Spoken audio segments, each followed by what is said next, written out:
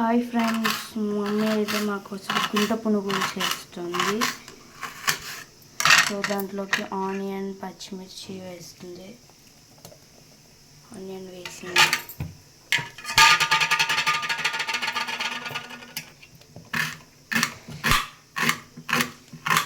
So ఇదైతే దోశ పిండి. దీంట్లో ఆనియన్స్ పచ్చిమిర్చి జీలకర్ర అన్నీ వేసింది.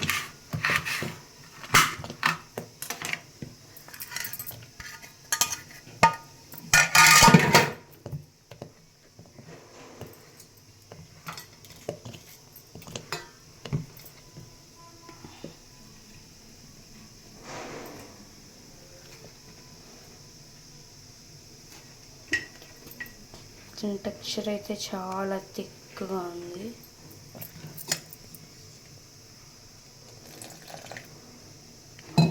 కొంచెం వాటర్ యాడ్ చేస్తుంది.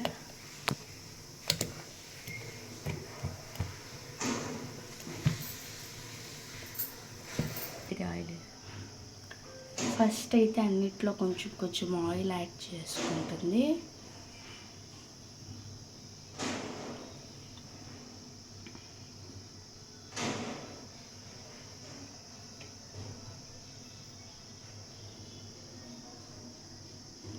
అండ్ ఇక్కడ మా సైడ్ అయితే వీటిని గుంట పునుగులు అంటారు.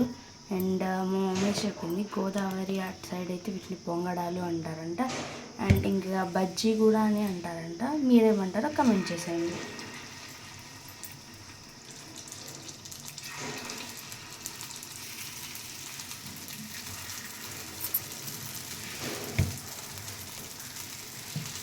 పిండి తీసుకొని కొంచెం కొంచెం వేస్తుంది.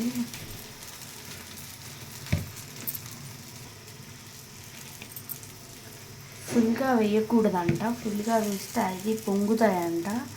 సో అంటే మనం రివర్స్ తిప్పినప్పుడు కొంచెం కష్టమవుతుంది. అండ్ అవి షేప్ కూడా పర్ఫెక్ట్గా రావంట.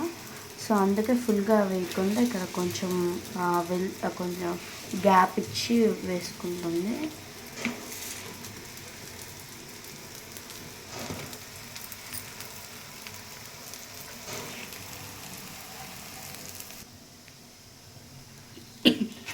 సో ఇప్పుడైతే వీటిని రొటేట్ చేస్తుంది.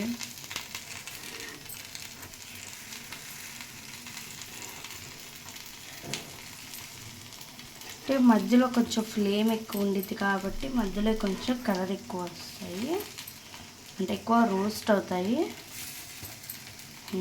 ఎంత పర్ఫెక్ట్గా షేప్ ఉన్నాయి. అండ్ వీటిని చూస్తుంటే నాకైతే డోరా కేక్స్ గుర్తొస్తున్నాయి. అండ్ మొత్తాన్ని రొటేట్ చేస్తుంది. అంటే 2 సైడ్స్ మంచిగా కుక్ అవ్వాలి కదా. సో ఇలా అయితే రొటేట్ చేస్తుంది. సో ఇప్పుడైతే సెకండ్ సైడ్ కూడా మంచిగా కుక్ అయింది. వీటిని రిమూవ్ చేసుకుంటుంది. సో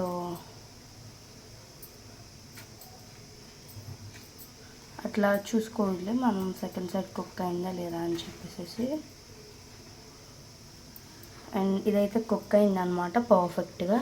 అండ్ దీన్ని అయితే తీసుకుందాం. సో ఇదిగోండి, ఇవాళ గుంట పునుగులు అయితే రెడీ అయిపోయినాయి. స్టార్ట్. హలో ఫ్రెండ్స్, హాయ్ అండి. ఈరోజు నేను ఒక రెసిపీ చేశాను. మీ అందరి కోసం ఈ రెసిపీ పెట్టాను. మీకు నచ్చినట్టయితే లైక్, కామెంట్, సబ్స్క్రైబ్ చేసుకోండి. Okay friends. సో ఇప్పుడు దీన్ని టేస్ట్ చేసి మనం రివ్యూ అయితే ఇద్దాం.